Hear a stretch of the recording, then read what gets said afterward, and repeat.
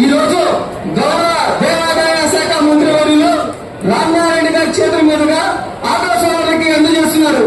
గట్టిగా అందరూ మీ గౌరవంతో ఈ రాష్ట్ర ప్రభుత్వం ఎన్నో ఇబ్బందులు ఉన్నా కూడా ఏదైతే శ్రీశక్తి పథకం ద్వారా ఆటో డ్రైవర్లకి ఒక పండుగ వాతావరణం.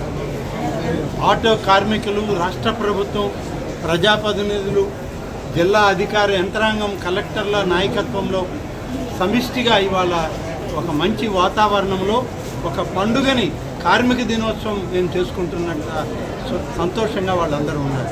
దాదాపు 2,91,000 కుటుంబాలకి 15,000 రూపాయల లెక్కన 435 కోట్ల రూపాయలు వాళ్ళ అకౌంట్లోకి జమ చేసినటువంటి ప్రభుత్వం నేడు ఎన్డీఏ కూటమి ప్రభుత్వం, ముఖ్యమంత్రి చంద్రబాబు నాయుడు గారి నాయకత్వం.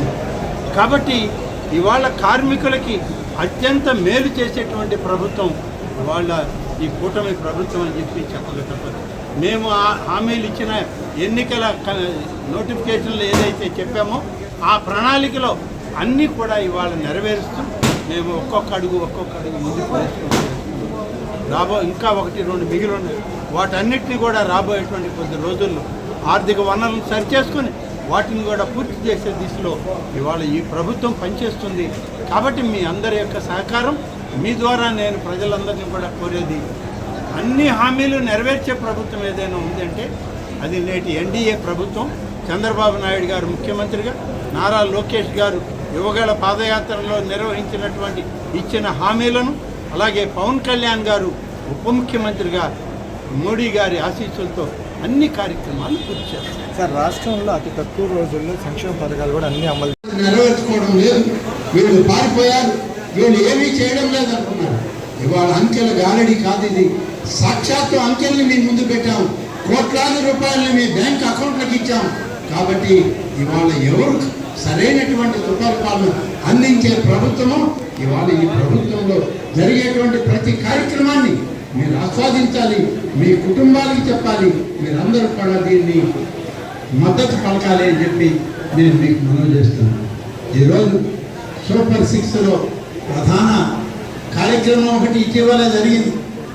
స్త్రీ శక్తి పథకం, ఉచిత బస్సు మహిళలకు.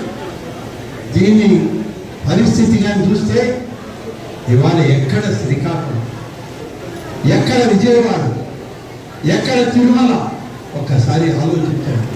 స్త్రీ శక్తి పథకం అమలులోకి వచ్చిన తర్వాత 2 పండుగలు మనకు వచ్చాయి. ఒకటి దుర్గా శరణ్ నవరాత్రి ఉత్సవాలు కనకదుర్గమ్మ కొండపైన, ఇంద్రకీలాద్రి పైన.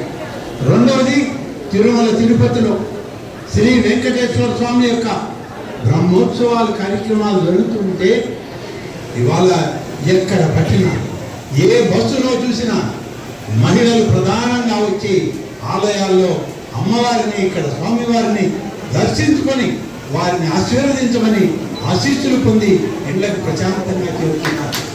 ఇది ఈ ప్రభుత్వం యొక్క చిత్తత్వం. గత సంవత్సరం కూడా చూశాను నేను. గత సంవత్సరం కూడా దేవాదాయ మంత్రిగా ఇంద్రకీలాద్రి పైన దుర్గమ్మ ఉత్సవాలు చేశారు, తిరుమల కొండ పైన బ్రహ్మోత్సవాలు చేశారు. కానీ ఎంత ఒత్తిడి ఎప్పుడు లేదు. ఇవాళ చూస్తే లక్షలాది మంది ప్రజలు గతంలో 100% ఉంటే ఇప్పుడు దాదాపుగా 30% పెరిగి 130%కి ఇవాళ భక్తులు వచ్చిన్నారు. అటు తిరుమల కానీ, ఇటు దుర్గమ్మ క్షేత్రానికి కానీ. ఈ విధంగా ప్రజలు ముందుకొచ్చి తెలుగుదేశం ప్రభుత్వాన్ని, కూటమి నాయకత్వాన్ని, చంద్రబాబు నాయుడిని, నారా లోకేష్ని, పవన్ కళ్యాణ్ని దీవించి వాళ్ళు దుర్గమ్మ ఆశీస్సులు పొందిపోతూ ఉంటే ఈ ప్రతిపక్షాలకి కళ్ళకు కనపట్లేదు, చెవులకు వినపట్లేదు. ఈ రోజు కూడా, ఇప్పటికి కూడా 70-80 వేలు ఈ రోజు కూడా చూస్తున్నారు. ఇవాళ విజయదశమి పూర్తయి 2వ రోజు జరుగుతా ఉన్నా.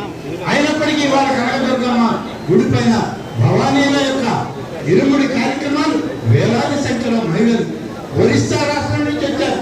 శ్రీకాకుళం నుంచి ఉచిత బస్సు తీసుకున్నారు. వాళ్ళు వచ్చి ఇక్కడ అమ్మవారి దగ్గర పూజలు చేసుకున్నారు. ఎక్కడి నుంచి వచ్చింది? ఈ ఆర్థిక స్తోమత ఎలా పెరిగింది? ఈరోజు ఆర్థిక స్తోమత పెరగడానికి కారణం మనం పెట్టినటువంటి పథకాలు. సూపర్ 6 ఒకవైపు అయితే కేంద్ర ప్రభుత్వంలో నరేంద్ర మోడీ గారు ఇటీవలే జిఎస్టి ట్యాక్స్లను తగ్గించారు. ట్యాక్స్ తగ్గించి ఇంతకు ముందు ఉన్నటువంటి పన్నుల భారం 10%, 12%, 15% తగ్గించి ఆర్థిక స్తోమతని ప్రతి కుటుంబానికి అందిస్తూ ఉంటే ఆ ఆర్థిక స్తోమత పెరుగుతుంది కాబట్టి వాళ్ళు ప్రశాంతంగా వచ్చి దేవాలయాలకు వస్తున్నారు, వాళ్ళు కొనుగోలు శక్తి పెరిగింది, ఇతర వ్యాపారాలకు వస్తున్నారు, వ్యాపార సంస్థల దగ్గర వస్తువులు కొనుగోలు చేసుకుంటున్నారు, వాటి కుటుంబాలు ఆనందంగా ఉంది. అందరూ